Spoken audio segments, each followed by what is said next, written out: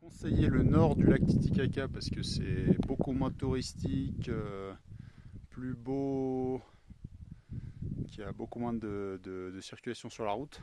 Par contre, dès qu'on arrive à la frontière bolivienne, on se fait recevoir par une piste mais complètement pourrie. Je pense que c'est la pire piste que j'ai pris du voyage pour l'instant. Caillasse, sable, tôle ondulée. Bon d'accord, le paysage est beau, heureusement, et je suis en descente, donc ça c'est plutôt un avantage. Mais faut quand même avoir envie. Hein.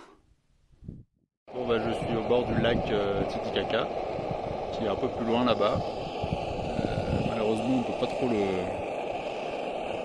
voir d'ici, j'ai pas trouvé de spot qui conviendrait bien.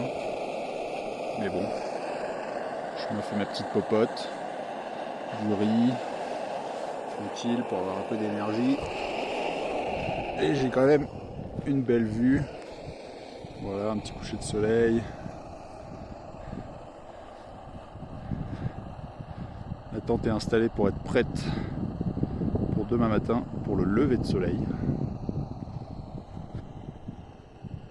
Voilà.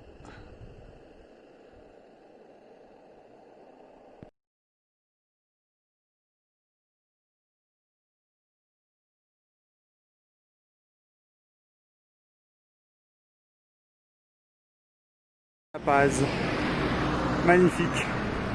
Comme toutes ces grandes villes, j'ai essayé d'aller prendre le téléphérique pour rentrer en ville, pour m'éviter toute la circulation, parce que apparemment c'est assez chaotique. Alors non, je ne suis pas au ski, je suis dans le téléphérique de La Paz, avec mon vélo. Ça m'évite toute la circulation qui est en bas. Arriving in La Paz was much easier than I imagined. I could take the cable cars across the city to reach the hostel I selected in the Sopocachi neighborhood.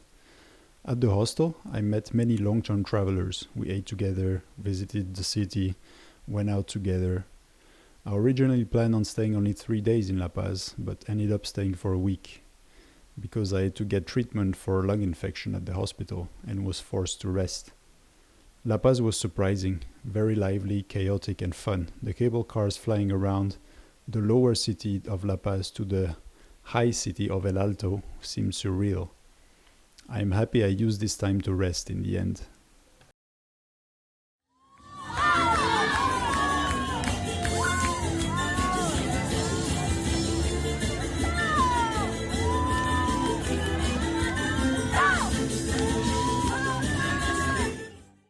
Leaving La Paz marked a new milestone in my adventure.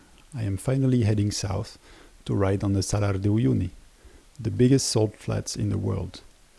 On the way out, I meet Jacinta and Frank. They have been traveling from Canada and are riding all the way down to Patagonia. They obviously have a lot of experience and we hit it off very quickly.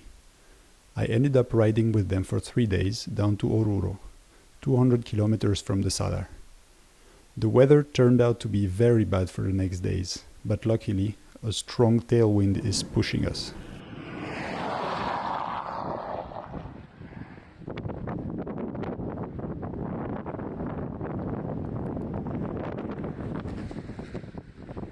Really snowy. Hey guys, this is summer. Well, this is dry season in Bolivia, so yeah, it doesn't look very dry. Very dry. It's really cold, and it's snowing today with a storm. Oh man.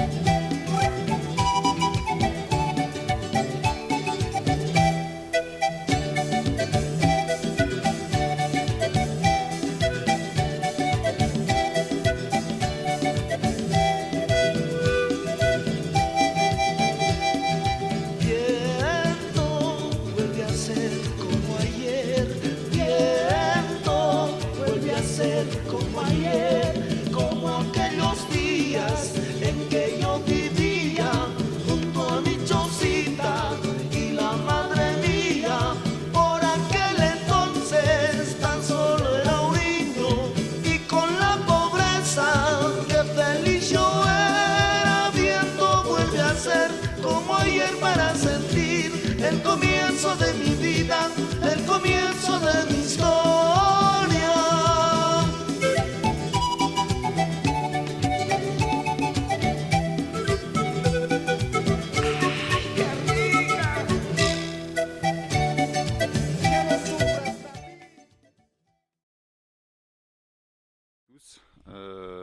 Le temps s'est, on va dire, empiré. Donc maintenant il y a de la neige partout.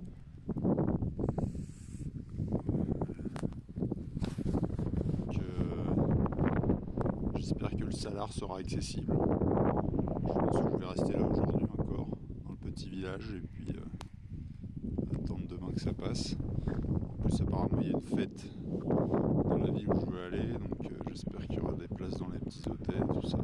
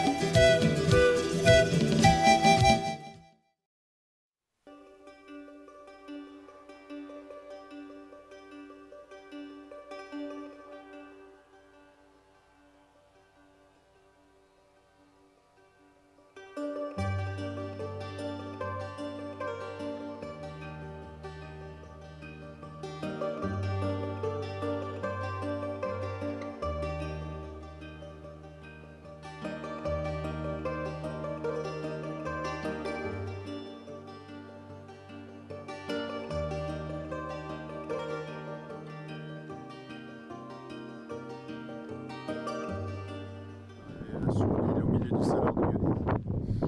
On a décidé, une décision commune, de dormir dans le refuge qui est derrière moi là.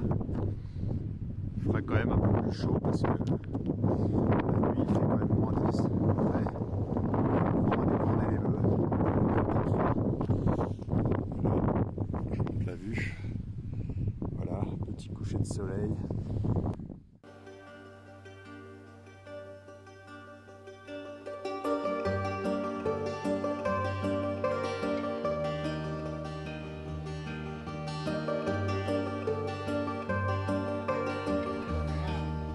Hoy día vamos a comer en la mitad del salar y necesitamos un poco de sal para el arroz.